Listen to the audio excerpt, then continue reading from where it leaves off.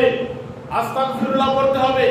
তাওবার দোয়া যদি না জানেন, বাংলায় বলবেন যে আল্লাহ তোমার কাছে ক্ষমা চাই, অপরাধ করেছি অনেক, বুঝে না বুঝে, জেনে না জেনে, বুঝে না বুঝে, জেনে না জেনে অনেক অপরাধ করেছি, হে আল্লাহ তুমি ক্ষমা না করলে কে আমাকে ক্ষমা করবে? এইভাবে আল্লাহর কাছে কাকুতি মিনতি করে, আল্লাহর দরবারে লুটিয়ে পড়ে আল্লাহর কাছে ক্ষমা চাইতে হবে। তাহলে আল্লাহ রাব্বুল আলামিন আমাদের সকলকেই ক্ষমা করে দিবেন। কারণ আল্লাহ রাব্বুল আলামিন বলছেন, ইন্নাল্লাহা ইয়াগফিরু যুনুবা জামিয়া। আল্লাহ রাব্বুল আলামিন বান্দার সব পাপকে আল্লাহ তাআলা ক্ষমা করে দেন। সকলে বলি সুবহানাল্লাহ। কিন্তু আমরা ক্ষমা চাই না। আমাদের যে পাপ হচ্ছে, আমাদের যে অপরাধ হচ্ছে, প্রত্যেকটা অপরাধ মানেই হচ্ছে জাহান্নামের শাস্তি বেড়ে যাওয়া। প্রত্যেকটা অপরাধ অর্থে হচ্ছে জাহান্নামের আগুনের তাপ বেড়ে যাওয়া। কারণ জাহান্নামে আল্লাহ তাআলা সকলকেই সমান শাস্তি দিবেন না। জাহান্নামে আল্লাহ তাআলা সকলকেই সমান শাস্তি দিবেন না।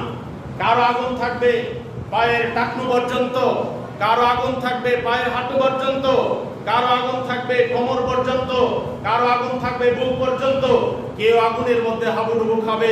অর্থাৎ মানুষের পাপ অনুযায়ী আল্লাহ রাব্বুল আলামিন শাস্তি দিবেন। কারণ আল্লাহ রাব্বুল আলামিন কারো উপর বিন্দু পরিমাণ জুলুম করবেন না।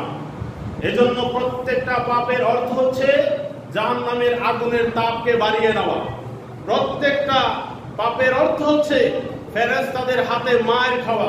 কারণ ফেরেশতারা জাহান্নামের ভিতরে হাতুড়ি দিয়ে পিটাবে, হাতুড়ি দিয়ে পিটাবে।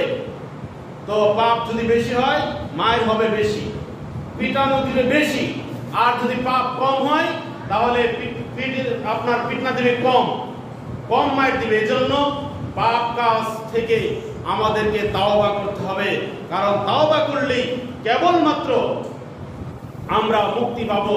রাসূলুল্লাহ সাল্লাল্লাহু আলাইহি ওয়াসাল্লাম বলছেন, যে ব্যক্তি সুন্দরভাবে তাওবা করে, যে ব্যক্তি আল্লাহর কাছে অপরাধকে স্বীকার করে, নিজের ভুলকে স্বীকার করে, ওই ব্যক্তি এমন নিষ্পাপ হয়ে যায় যেমন ভাবে কামান লা জানবালা, তার আর কোনো পাপ ছিল না। অপর এক হাদিসের মধ্যে রয়েছে, যেই রকম ভাবে একজন শিশুকে, একজন মহিলা যখন একজন শিশুকে জন্ম দেয়, ওই শিশুর যেরকম কোনো পাপ থাকে না, একজন তাওবাকারী যখন তাওবা করে, আল্লাহ রাব্বুল আলামিন তাকে সেই নিষ্পাপ শিশুর মতো করে দেন। সকলে বলি সুবহানাল্লাহ। সম্মানিত হাজিরিন, এজন্য আমাদেরকে বেশি বেশি তাওবা করতে হবে। তাওবা করলে আমাদের আমলনামার মধ্যে কোনো পাপ থাকবে না।